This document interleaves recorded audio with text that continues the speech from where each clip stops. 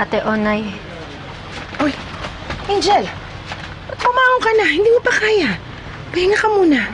Ate Onay, malakas na ako. Kaya ko na. Ang gusto ko lang ay pumunta dun sa mga pulis. Gusto kong ipahuli ang kriminal na yun. Pwede ba umupo ka muna? Ang dahan-dahan na. Upo. Kung ba nasisiraan ka na ng bait? Anong pumunta sa pulis at magsumbong? Tingnan mo to. Basahin mo yan. Patay ng tatay mo. Pinapatay. Munti ka na rin. Sunerte ka nga lang eh. Makapangyarihan at halang kaluluwa ng binabangga mo.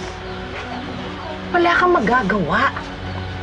Mamatay ka lang. Baka nga pati ako madamay pa eh. Dito ka lang. Lalaylo muna tayo.